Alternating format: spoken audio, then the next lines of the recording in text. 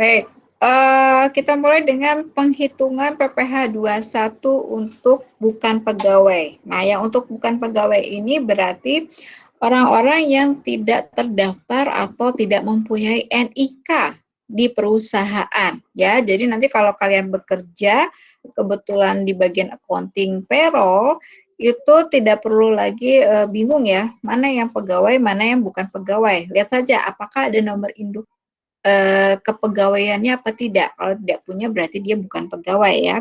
Nah, untuk orang-orang yang bukan pegawai ini nanti biasanya adalah tenaga-tenaga ahli ya yang dipekerjakan untuk mengerjakan suatu proyek gitu ya, baik itu di laporan keuangan, mungkin kalau di bagian teknis untuk IT ataupun bidang-bidang tertentu ya, ada yang memang membutuhkan keahlian seseorang untuk terlibat di dalam prosesnya ya. Nah, untuk 21 bukan pegawai itu kita mengenal ada penghasilan yang berkesinambungan dan tidak berkesinambungan. Bedanya apa? Untuk yang berkesinambungan itu berarti orang tersebut ya menerima penghasilan lebih dari 1 kali dalam 1 tahun dari satu pemberi kerja. Gitu ya. Jadi di satu pemberi kerja, bukan yang beberapa pemberi kerja. Jadi satu pemberi kerja lebih dari 1 kali dan dalam waktu periode 1 tahun pajak, gitu ya. Nah, untuk yang tidak berkesinambungan berarti dia hanya memperoleh lebih sedikit ya. Jadi kurang berarti kurang dari 1 kali ya. Jadi hanya 1 kali dalam 1 tahun periode itu ya. Itu yang tidak berkesinambungan. Nah, untuk penghitungannya ya, itu untuk yang berkesinambungan kita mengenal ada 2, yaitu untuk yang tenaga ahli dan yang selain tenaga ahli. Untuk yang tenaga ahli adalah 50% dari penghasilan bruto kumulatif. Kenapa kumulatif? Karena dia menerima lebih dari 1 kali dalam 1 tahun ya. Jadi misalnya dia menerima di Januari, Maret, kemudian Mei, nah berarti dikumulatifkan atau digabungkan 3 penghasilan tersebut dikali tarif pasal 17 Undang-Undang PPh, tarif yang 4 lapis itu ya. Lalu untuk yang selain pegawai, ya selain tenaga ahli, maaf, itu adalah 50% dari penghasilan bruto kumulatif dikurang PTKP. Ya, jadi ini perbedaannya adalah di ini, ya, pengurangannya ada di PTKP kalau yang bukan tenaga ahli, ya.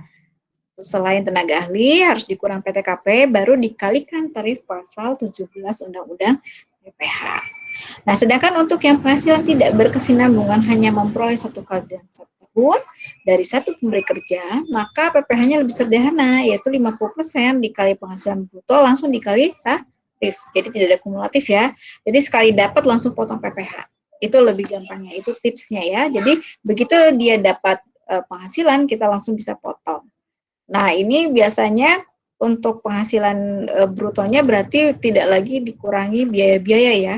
Berapa yang diberikan oleh perusahaan, itulah yang menjadi dasar penghitungannya. Oke, sampai di sini ada pertanyaan untuk yang berkesinambungan dan tidak berkesinambungan. Ada pertanyaan? Belum ada, Ibu. Belum ada, Ibu. Masih jelas ya? Oke.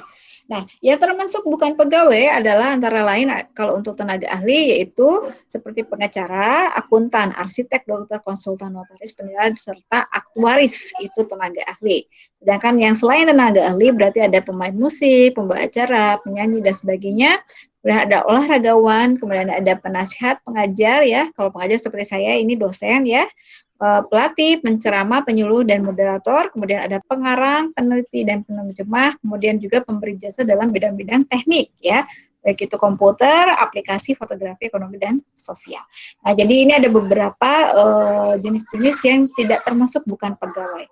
Nah, jadi kalau artis diundang datang, ya, kemudian dia sebagai pengisi suatu proyek acara yang sifatnya kontinuitas, misalnya roadshow ya, jadi roadshow untuk satu perusahaan ya, tapi penyanyi itu dibayar untuk satu proyek, jadi 1 kali bayar gitu ya.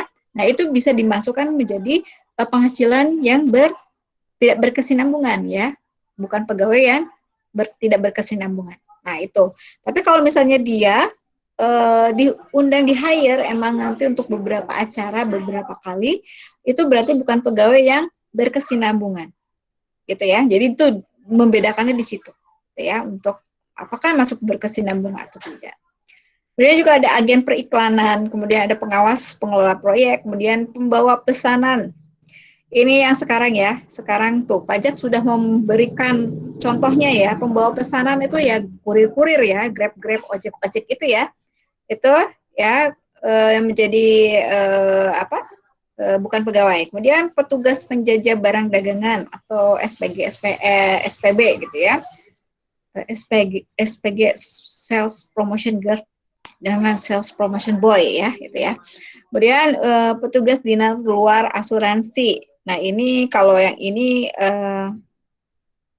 jatuhnya seperti marketingnya asuransi, tapi bukan pegawainya. Kalau misalnya kalian pernah ditawari jadi agen asuransi tidak resmi, nah ini jadinya petugas dinas luar asuransi. Kemudian terakhir adalah distributor perusahaan LMN atau kegiatan sejenis lainnya, itu termasuk menjadi bukan pegawai ya. Ini distributornya ya, tapi kalau pegawai perusahaannya itu pegawai, tapi distributornya itu bukan pegawai. Oke, sampai sini ada pertanyaan? Tidak ada. Oke, kita masuk ke contoh ya. Ini ada contohnya adalah dokter ya, dokter Gopur ya, dokter spesialis kandungan di Rumah Sakit Harapan Bunda memiliki perjanjian dengan perusahaan atau dengan rumah sakit untuk setiap jasa dokter yang dibayarkan oleh pasien akan dipotong 20%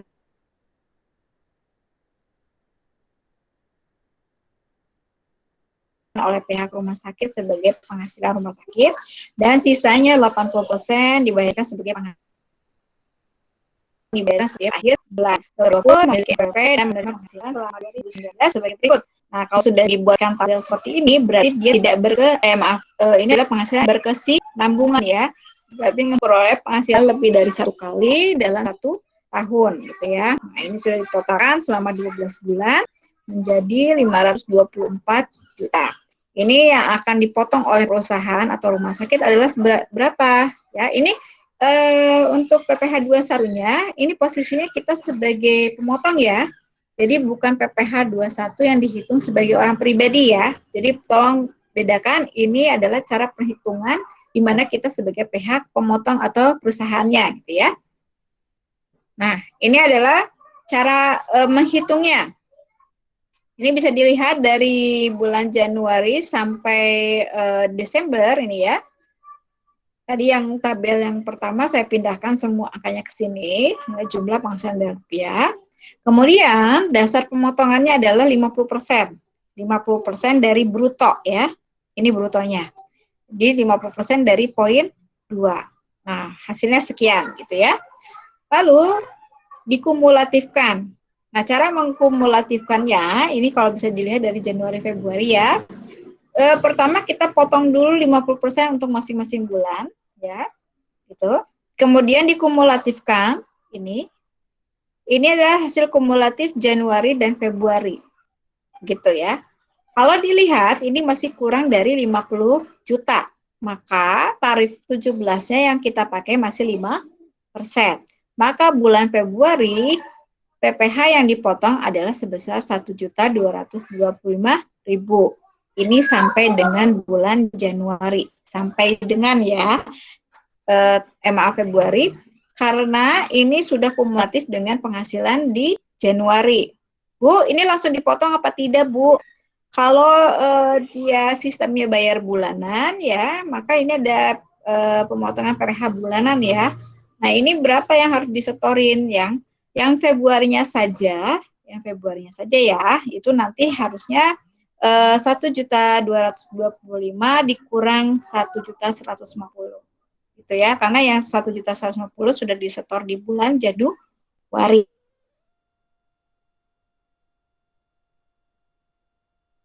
Itu ya. Jadi di Februari, kalau sampai dengan Februari, pajaknya segini. Untuk Februarinya saja, berarti nanti tinggal dikurangi yang sudah dibayarkan dan yang harus dibayarkan. Itu sisinya berarti yang Februari, gitu ya. Selanjutnya bulan Maret dapat 47 juta. Maka yang dikumulatifkan itu ini saya bagi dua. Kenapa? Supaya tarifnya kelihatan ada bedanya. Jadi untuk yang penghasilan sampai dengan 50 jutanya masih kita potong 5%. Sedangkan untuk penghasilan yang sudah lebih dari 50 jutanya yang di sini itu akan dipotong 15% atau tarif 2. Jadi tarif lapis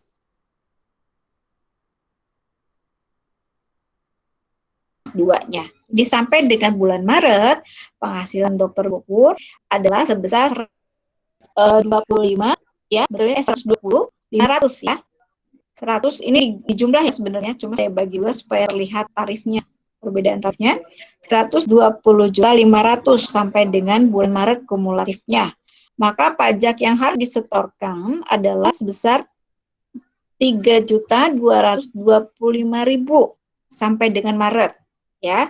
Jadi kalau misalnya Maretnya saja ya tinggal dikurangkan ya, dikurangkan yang sudah disetorkan dari awal Februari, dari Januari, Februari kurang ini yang Maret, maka yang Maret berapa hasilnya bisa kelihatan ya. Jadi kalau penghitungannya memang sedikit sulit ya untuk yang kumulatif, apalagi yang nerimanya tiap bulan ya gitu. Dan selanjutnya ya terus sampai dengan April, maka dilihat kumulatifnya. Kalau belum melebihi batas maksimum dari lapisnya, maka dia terus tarifnya sama ya dengan sebelumnya. Nah, kita lihat ini di November dan Desember ya. Desember dia sudah mencapai batas maksimum lapis 2 ya, tarif lapis 2 yaitu sebesar 240 juta. Maka sisanya yang 12 juta ini dikenakan tarifnya 20% yaitu lapis 3 ya, di lapis 3-nya gitu ya. Karena kumulatifnya sudah mencapai 262 juta. Nah, yang dikali tarif adalah yang ini. Lihat ya. Kolom 6 adalah 3 dikali kolom 5. Jadi 3 ini tarif dasarnya, dasar pengenaannya dikali tarifnya. Ya, ini kalau di kolom 4 hanya jumlah kumulatifnya. Nah, jika si Tuan Gofur tidak memiliki NPWP, maka dikenakan tarif lebih tinggi sebesar 20%. Maka tinggal tambahkan di kolom 5, 20% kali 15%. Gitu ya. Atau 120% dikali 15%. Gitu ya. Itu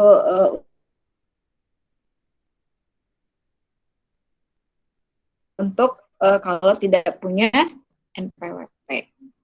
Oke, sampai di sini ada pertanyaan untuk cara penghitungan tarif kumulatif bukan pegawai yang berkesinambungan. Apakah selalu gini Bu? Bisa jadi ya. Ini kebetulan kita contohnya dokter ya. Bisa jadi untuk ahli-ahli yang lainnya. Ada pertanyaan? Ada pertanyaan di sini untuk cara penghitungannya? Halo?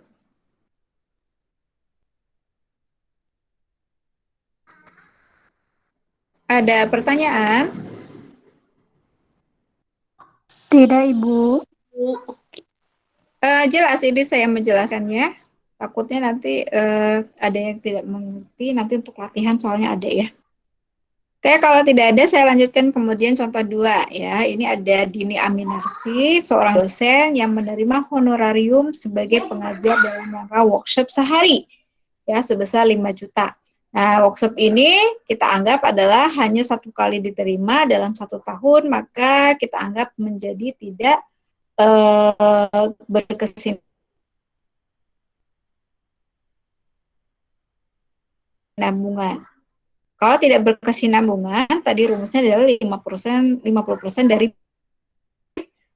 17 ya. Maka kita carikan dulu 50% dari dulunya yaitu 2.500.000. Kemudian karena masih di bawah 50 juta, kita kenakan satu lapis yaitu 5%. Maka PPh 21 yang dipotong oleh penyelenggara workshop untuk penghasilan Ibu Dini adalah sebesar 125.000. Ya, dia lebih mudah kalau yang tidak berkesinambungan.